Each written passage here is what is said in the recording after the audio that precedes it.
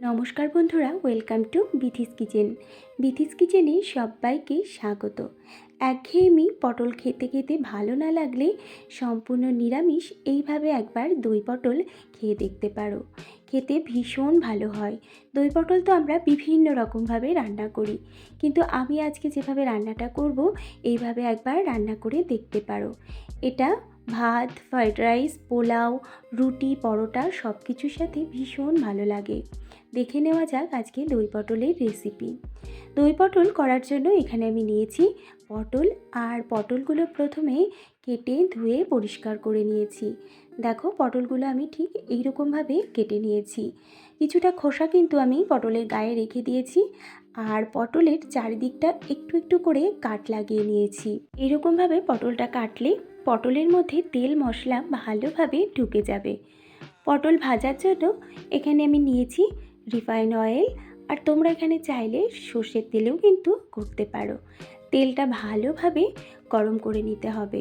গরম হয়ে গেলে এখানে আমি দিয়ে দিচ্ছি 1 টিস্পুন লবণ। যেহেতু আমি পটলে লবণ হলুদ মাখাইনি, তাই তেলের মধ্যে আমি লবণটা দিয়ে দিলাম।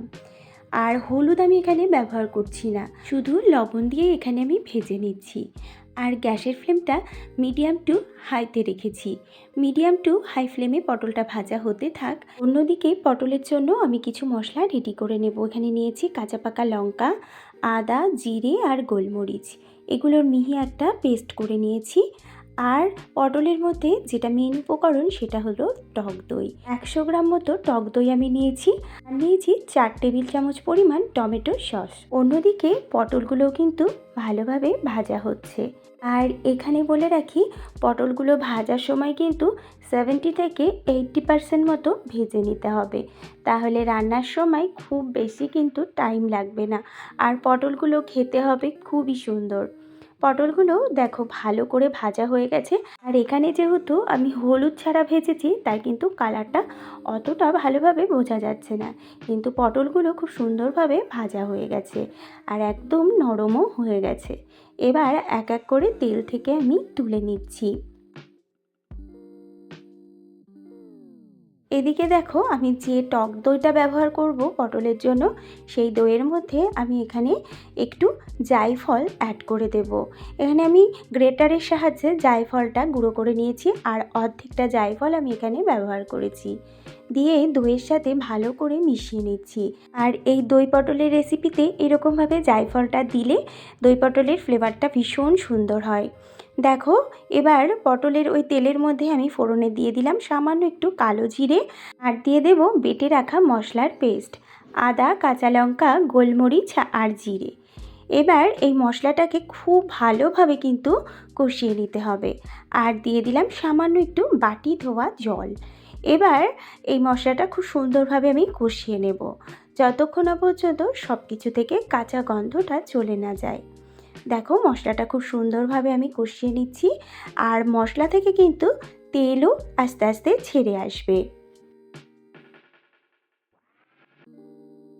মশলাটা খুব সুন্দরভাবে কষিয়ে নেওয়া হয়ে গেছে, আর মশলা থেকে তেলও ছেড়ে এসছে। এই সময় আমি এর মধ্যে দিয়ে দিচ্ছি ফেটিয়ে রাখা টক দই। ফেটিয়ে রাখা টক দইটা দিয়ে মশলার সাথে ভালো করে মিশিয়ে নিতে হবে।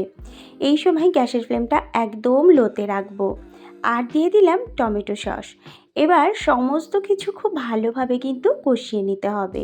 তারপরে আমি এর মধ্যে অ্যাড করে দিচ্ছি কালারের জন্য হলুদ গুঁড়ো আর কাশ্মীরি লঙ্কা গুঁড়ো। সাথে দিয়ে দিচ্ছি পরিমাণ মতো লবণ, আর টেস্টটাকে ব্যালেন্স করার জন্য দিচ্ছি এখানে হাফ টিস্পুন চিনি।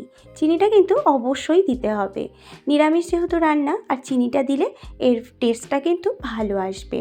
দেখো, সমস্ত কিছু দিয়ে মশলাটা আমি ভালো করে কষিয়ে নিচ্ছি। কোনো বন্ধু যদি আমার চ্যানেলে নতুন হয়ে থাকো, আমার চ্যানেলটা সাবস্ক্রাইব করে নিয়ে পাশে থাকার অনুরোধ করব। আর পাশে থাকা বেল আইকনটা অবশ্যই একবার প্রেস করে দেবে। আমার রেসিপিগুলো যদি তোমাদের একটু হলেও ভালো লাগে, তাহলে লাইক, কমেন্ট আর শেয়ার করার অনুরোধ রইল। দেখো মশলাটা খুব ভালোভাবে কষিয়ে নেওয়া হয়ে গেছে। তারপরেই আমি এর মধ্যে অ্যাড করে দিলাম ভেজে রাখা পটলগুলো দিয়ে মশলার সাথে ভালো করে মিশিয়ে নিতে হবে। আর এই সময় কিন্তু গ্যাসের ফ্লেমটা আমি মিডিয়ামে রেখেছি। মিডিয়ামে রেখে পটলগুলো ভালো করে কষিয়ে নিচ্ছি। আর এই রান্নাটা কিন্তু একটু টাইম নিয়েই করতে হবে, যেহেতু এটা একটু আস্তে আস্তে করলেই কিন্তু খেতে ভালো হয়। পটলের সাথে মশলাগুলো ভালো করে কষানো হয়ে গেছে। এবার আমি এর মধ্যে দিয়ে দিচ্ছি অল্প একটু জল, যেহেতু পটলটা কিন্তু আমার 70 থেকে 80% সেদ্ধ করা ছিল। আর মশলাটাও কষিয়ে নেওয়ার সময় পটলগুলো আরও সেদ্ধ হয়ে গেছে, তাই জলটা কিন্তু আমি একদম অল্প ব্যবহার করেছি। আর এর গ্রেভিটাও একদম অল্প হবে, তাই কিন্তু জলটা বুঝে ব্যবহার করবে। জলটা দিয়ে পটলের সাথে মিশিয়ে নিয়ে এটা আমি ঢাকা দিয়ে রেখে দেবো 5 মিনিটের জন্য। 5 মিনিট ঢাকা দিয়ে রাখলেই কিন্তু পটলগুলো একদম পুরোপুরিভাবে সেদ্ধ হয়ে যাবে। দেখো 5 মিনিট পরে আমি ঢাকাটা তুলে নিলাম। আর কালারটা দেখো কতটা সুন্দর এসেছে। আর পটলগুলোও কিন্তু একদম পুরোপুরিভাবে সেদ্ধ হয়ে গেছে। এর থেকে আমি আর বেশি শুকনো করব না, একটু গ্রেভি থাকলে এটা বেশি ভালো লাগবে। একদম শুকিয়ে ফেললে খুব বেশি ভালো লাগবে না। আমি যেহেতু এটা পোলাওয়ের সাথে সার্ভ করব, তাই একটু গ্রেভি রাখলাম। সব শেষে আমি অ্যাড করে দিচ্ছি গুঁড়ো গরম মশলা। আর গুঁড়ো গরম মশলাটা দিলে এর ফ্লেভারটা ভীষণ সুন্দর আসবে। দেখো কালারটা কতটা সুন্দর এসেছে, খেতেও কিন্তু অসাধারণ হয়েছিল। তোমরা অবশ্যই একবার এটা ট্রাই করে দেখবে। আশা করি সকলের ভীষণ ভালো লাগবে। এবার আমি একটা প্লেটের মধ্যে সার্ভ করে নিচ্ছি। তাহলে বন্ধুরা, আমার আজকের এই রেসিপিটা তোমাদের কেমন লাগলো অবশ্যই কিন্তু কমেন্ট করে জানাবে। তোমাদের সুন্দর সুন্দর কমেন্ট আমার রান্না করার উৎসাহ আরও বাড়িয়ে দেয়। আজ তাহলে আসি, আবার হাজির হব অন্য কোনো রেসিপি নিয়ে। সকলেই খুব ভালো থাকবে, সুস্থ থাকবে। আর আমার সাথে থেকে আমার এই রেসিপিটা পুরোটা দেখার জন্য সবাইকে অসংখ্য ধন্যবাদ।